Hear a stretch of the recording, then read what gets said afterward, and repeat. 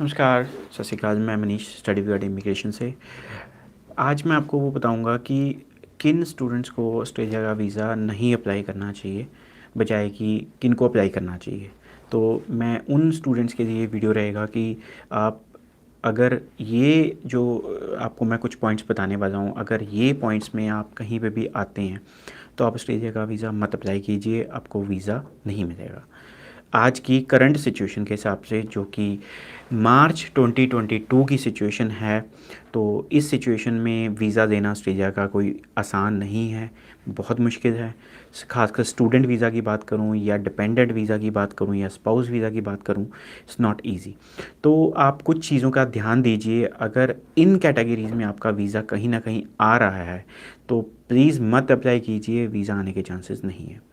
First thing, अगर आपने plus two करी है और 2020 से पहले की प्लस टू है, फॉर एग्जांपल 2019 की 18 की प्लस टू है, और अगर आपको कोई कंसल्टेंट कहता है कि जी मैं गैप सेट कर दूंगा या फिर आपकी नई प्लस टू बना दूंगा या डिग्री सेट कर दूंगा, या इस तरीके से मैं आपकी फ़ायदा लगा सकता हूँ कि 19 पास आउट के बाद अब 3 साल के गैप में कि कोई वर्क एक्सपीरियंस दिखा के या 19 की डिग्री आपकी 20 या 21 की बना के कर दूंगा, तो अगर ऐसा कुछ आपको कोई भी कंसल्टेंट कहता है तो आप बिल्कुल मत अप्लाई कीजिए, वीज़ा नहीं आएगा। So do not apply. Second thing is कि अगर आपकी लाइक ग्रेजुएशन करी है आपने या प्लस टू करी है, उसके बाद आपका वर्क एक्सपीरियंस की बात है, और वर्क एक्सपीरियंस जो है कि अगर चलो 1 2 3 साल का है तो कोई ठीक है, कोई इतनी बड़ी बात नहीं है। बट अगर ज़्यादा गैप है और बिल्कुल ही आपने कुछ नहीं किया, आप बोलो जी मैंने तो 8 10 सालों में या 5 7 सालों में कुछ नहीं किया, बिल्कुल घर पे बैठे थे, और अगर आपके पास डॉक्यूमेंटेशन ट्रेल नहीं है, फॉर एग्जांपल कि अगर आपने कहीं जॉब करी है, कैश पे भी जॉब की है, तो आपके पास इनकम टैक्स रिटर्न होनी चाहिए, कोई सैलरी स्लिप्स होनी चाहिए, आपके पास कोई अकाउंट में सैलरी भी आती हो सकती है। तो अगर कैश पे भी किया तो सैलरी स्लिप्स आपको मिल सकती हैं। आप ये सारे डॉक्यूमेंट दिखा सकते हैं, और जिस भी कंपनी में आप दिखा रहे हैं कि आपने जॉब करी है वो गूगल पे एडजस्ट जो है दिखनी चाहिए, वो एग्जिस्ट करनी चाहिए। कैसे कई बार क्या होता है कि बेशक आपने जेन्युइन जॉब करी है, कोई अच्छी जगह भी जॉब करी है, या फिर कोई इंस्टीट्यूट में करी है, या किसी भी कोई भी एजेंसी में काम करा है, या कोई कुछ भी कहीं पे भी काम किया है, बट वो गूगल पे नहीं दिख रहा। तो कई बार क्या होता है कि कंपनी जो होती हैं या उनकी वेबसाइट्स नहीं होती, या उनका जो ईमेल आईडी वो जीमेल या याहू का ईमेल आईडी होता है। तो इसका मतलब ये नहीं है कि आप जेन्युइन नहीं हैं आपकी, बट उसके साथ आपको और ट्रेल बनानी पड़ेगी कि आप अपना ऑफिस की फ़ोटोज़ लगा सकते हो, आप वहाँ पे जाते हो तो अटेंडेंस की कॉपी लगा सकते हो आप, फिर आप लाइक कोई इनकम टैक्स रिटर्न भरते हो तो वो दिखा सकते हो। तो काफ़ी चीज़ें हैं, जो सैलरी स्लिप्स आ गई, जैसे कि आईडी प्रूफ आ गया, अगर आपने वहाँ पर काम करते हैं कोई फ़ोटोज़ ली हैं, लाइक जैसे कि ग्रुप फ़ोटोज़ होती हैं कई बारी, तो वो ली जाती हैं कई कंपनीज़ में, तो अगर ऐसा कुछ है तो वो भी दिखा सकते हैं। तो ये चीज़ का ध्यान रखिए कि सिर्फ एक सर्टिफिकेट से कि आपने जॉब की है तो उसके बेस पे आप बोलो जी मेरा वीज़ा लग जाए, आज की डेट में वो मुश्किल है। कोशिश कीजिए, अगर आपकी कंपनी जो गूगल पे नहीं है तो गूगल पे लिस्टिंग करवाई जा सकती है, उसमें कोई ज़्यादा टाइम नहीं लगता, 15 20 दिन का टाइम लगता है। तो अगर गूगल पे लिस्टिंग आप अपनी कंपनी की करा देते हैं तो जब भी इमिग्रेशन या वीज़ा ऑफिसर आपका केस चेक करेगा, उसने चलो आपका ईमेल आईडी जो है वो भी जीमेल पे है, आप कोई आपके पास ऐसा ज़्यादा प्रूफ्स नहीं है, बट अगर गूगल पे आपकी लिस्टिंग आ रही है उस पर्टिकुलर जॉब यानी कि जो जो भी ऑर्गेनाइजेशन की, फॉर एग्जांपल ABC करके आपका कोई ट्यूशन सेंटर आपने दिखाया कि वहाँ पे आप जॉब करते थे। अब ABC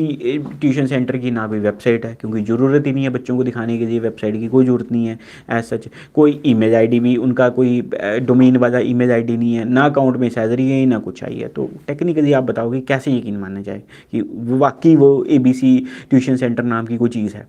बट अगर वो एड्रेस के हिसाब से और गूगल पे लिस्टिंग दिखा रहा है कि हाँ ये चीज़, ये पर्टिकुलर फॉर एग्जांपल किसी भी एरिया में आपने दिखाया है जी कि अशोक नगर में, अंबाला में फॉर एग्जांपल ये ट्यूशन सेंटर है, तो वहाँ पर अगर उस पर गूगल पे जाके चेक करा जाए कि ABC ट्यूशन सेंटर इन अशोक विहार इन अंबाला, तो वहाँ पर अगर दिखाए कि हाँ वो मैप में दिख जाए तो ठीक है जी, हो सकता है आपने किया हो, तो एग्जिस्ट करती है आपकी कंपनी, तो इसमें आपका जो है वीज़ा चांसेस आपके आराम से निकल जाएंगे। क्योंकि कंपनी जब एग्जिस्ट करती है तो और कोई प्रूफ नहीं है तो कम से कम ये माना जा सकता है कि आपने वहाँ पे काम किया है। और अगर आपके पास अगर आपके पास गूगल लिस्टिंग पे नहीं आ रही, कोई वेबसाइट नहीं है कंपनी की, कोई डोमेन वाला आईडी नहीं है और कोई प्रूफ्स नहीं है, तो बिल्कुल अप्लाई ना कीजिए। आज की डेट में इस टाइम पे वो सिचुएशन नहीं है कि आपका वीज़ा जो है आ जाएगा। इसके अलावा अगर आप स्पाउस वीज़ा अप्लाई करना चाहते हैं और आपकी मैरिज जो है वो नई मैरिज है, नई मैरिज की मैं कहूँगा कि 6 महीने से कम की मैरिज है या 8 महीने से कम की मैरिज है, बिल्कुल मत अप्लाई कीजिए। आपके वीज़े में दिक्कत आएगी, आपको स्पाउस वीज़ा देखने में दिक्कत आएगी, क्योंकि कहीं ना कहीं ये देखा जाता है ज़्यादातर केसेस में, आप मेरी बात से एग्री करोगे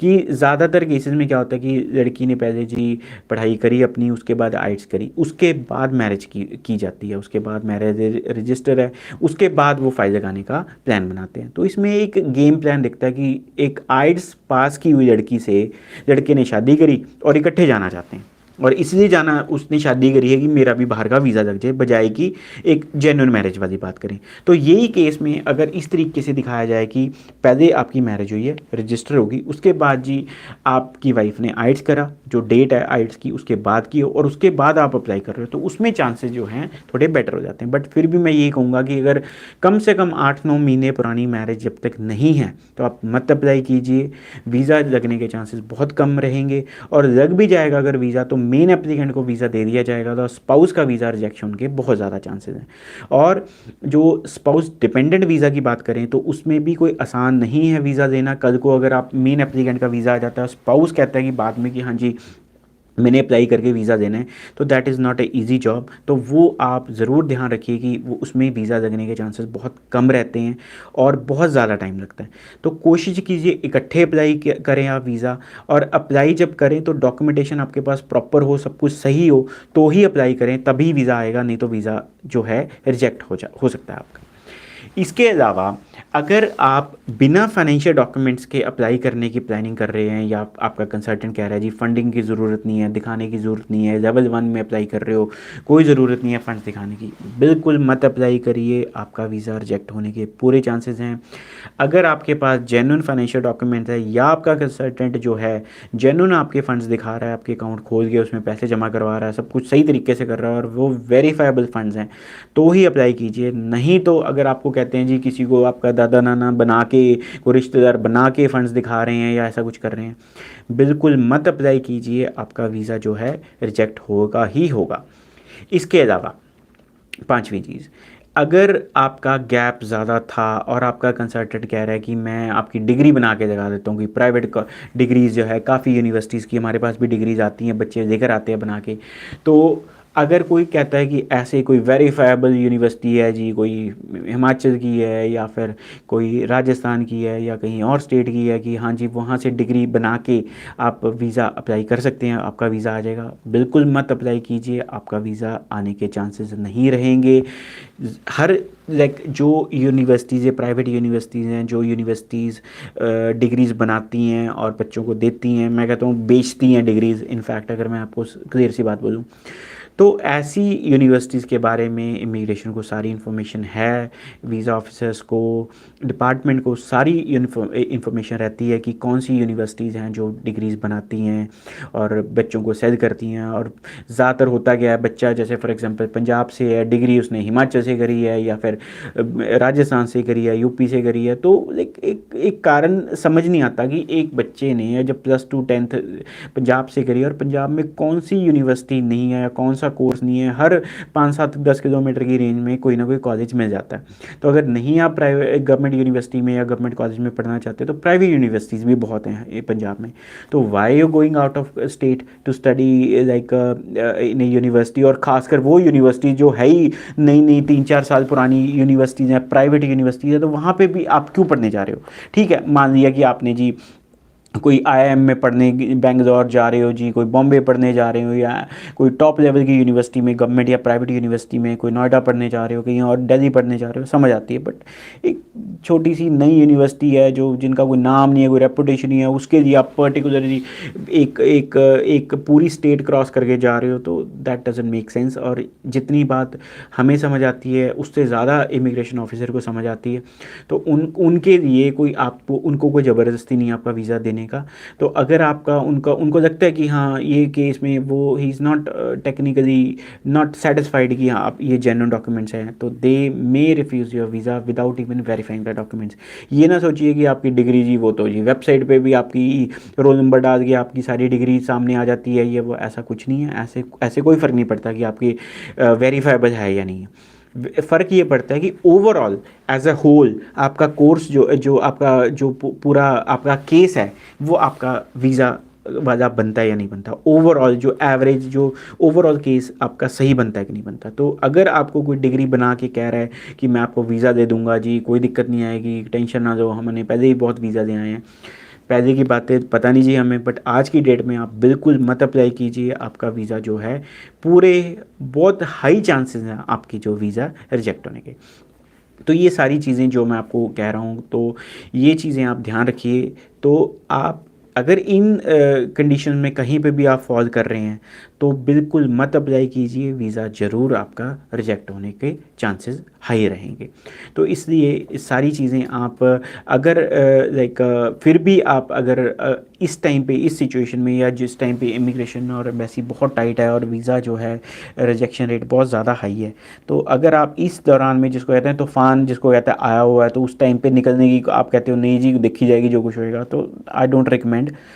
अगर आपके थोड़ा केस कमज़ोर है तो आप वेट कीजिए। मैं कहूँगा कम से कम एक 3 से 4 महीने कम से कम वेट कीजिए, और 6 महीने वेट कर सकते हैं तो बहुत ही ज़्यादा अच्छी बात है। तो आप वेट करके अप्लाई कीजिए, बजाय कि अभी सिचुएशन जो इतनी टाइट है तो इसमें अप्लाई करेंगे तो वीज़ा जो रिजेक्शन के चांसेस आपके ज़्यादा रहेंगे।